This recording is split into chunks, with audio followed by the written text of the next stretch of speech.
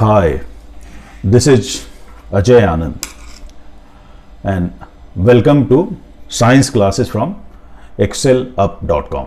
इस लेसन में आप न्यूटन के मोशन का दूसरा लॉ पढ़ेंगे, सेकंड लॉ ऑफ मोशन, और इसको मैंने क्लास 9th की साइंस के chapter force and laws of motion से लिया है। तो सेकंड लॉ ऑफ मोशन क्या कहता है, देखते हैं।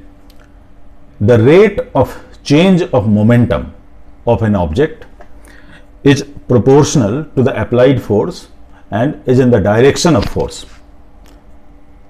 क्या मतलब हुआ कि जो मोमेंटम में जो चेंज आता है उसका जो रेट होता है वो जितना फोर्स लगाया गया उसके डायरेक्ट प्रोपोर्शन में होता है और उसी डायरेक्शन में काम करता है जिस डायरेक्शन में फोर्स लगाया गया।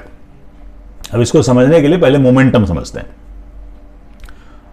मोमेंटम को स्मॉल p से रिप्रेजेंट करते हैं और मोमेंटम का डेफिनेशन है it is a product of mass and velocity. So p is equal to m multiplied by v। तो मतलब हो गया p varies directly as mass and p varies directly at velocity. इसका मतलब हुआ कि जितना ज्यादा मास होगा मोमेंटम भी उतना ही अधिक होगा। उसी तरह से जब वेलोसिटी जितनी बढ़ेगी तो मोमेंटम बढ़ती चली जाएगी। अब मोमेंटम क्या है, इसको समझने के लिए दो बॉल का एग्जांपल लेते हैं। ये पिंग पोंग बॉल है और ये क्रिकेट बॉल है। अब मान लिया कि आपका कोई फ्रेंड है, उसने पिंग पोंग बॉल से आपकी पीठ पर मारा तो आपको हल्की फुल्की चोट आएगी, खास फर्क नहीं पड़ेगा। वही फ्रेंड उतने ही डिस्टेंस से, उतने ही ताकत से अगर एक क्रिकेट बॉल से आपकी पीठ पर मारता है तो क्या होगा, तो क्रिकेट बॉल से ज्यादा चोट लगेगी, इंपैक्ट ज्यादा पड़ेगा। तो जो इंपैक्ट होता है दैट इज कॉल्ड मोमेंटम। अब मान लेते हैं कि दोनों की वेलोसिटी बराबर है, पिंग पोंग बॉल की और क्रिकेट बॉल की, लेकिन पिंग पोंग बॉल का मास कम है, इसलिए पिंग पोंग बॉल के कारण कम मोमेंटम क्रिएट हो रहा है और क्रिकेट बॉल का मास अधिक होने के कारण यहां पर ज्यादा मोमेंटम क्रिएट हो रहा है। मोमेंटम का एसआई यूनिट है किलोग्राम मास पर सेकेंड, क्योंकि किलोग्राम मीटर पर सेकेंड, क्योंकि मास का यूनिट है किलोग्राम और वेलोसिटी का यूनिट है मीटर पर सेकेंड। अब एक और एग्जांपल लेते हैं, जैसे once again road roller and a bicycle. अब आप सड़क पे जा रहे हैं, सामने से एक रोड रोलर आ रहा है और एक साइकिल आ रही है। अब आपके पास ऑप्शन है कि आप या तो साइकिल से टकराएं या रोड रोलर से टकराएं, बच के जाने का कोई रास्ता नहीं है। तो आप किससे टकराना पसंद करेंगे? तो आपका आंसर होगा जाहिर है साइकिल से, क्योंकि साइकिल से टकराने में मामूली चोटें आएंगी, लेकिन अगर रोड रोलर से टकरा गए तो हड्डियां टूट सकती हैं, अस्पताल भी जा सकते हैं। और ऐसा होता है कि रोड रोलर का मास बहुत ज्यादा है, इसलिए रोड रोलर के कारण कम वेलोसिटी में भी बहुत ज्यादा मोमेंटम क्रिएट होगा, जबकि साइकिल का मास कम होने के कारण कम मोमेंटम क्रिएट होगा। ठीक है। अब चेंज ऑफ मोमेंटम और rate of change of momentum के बारे में समझने की कोशिश करते हैं। ठीक है। अब एक ऑब्जेक्ट लेते हैं जिसका मास है m, उसका इनिशियल वेलोसिटी u है, फोर्स F लग रहा है उस पर टाइम t के लिए, और इस फोर्स के लगने के बाद फाइनल वेलोसिटी v हो जाती है। तो ऑब्जेक्ट का इनिशियल मोमेंटम p1 होगा, उसको हम लिखेंगे mu, mass multiplied by initial velocity, और फाइनल मोमेंटम p2 होगा, mass multiplied by final velocity mv। तो चेंज इन मोमेंटम क्या होगा, ये p2 माइनस p1 होगा, final momentum minus initial momentum, it will vary as.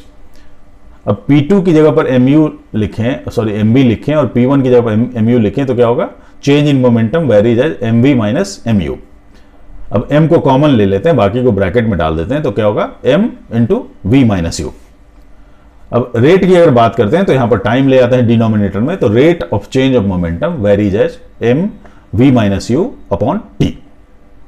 अब इसी को फोर्स के टर्म में लिखते हैं, तो applied force F varies as m into v minus u upon T.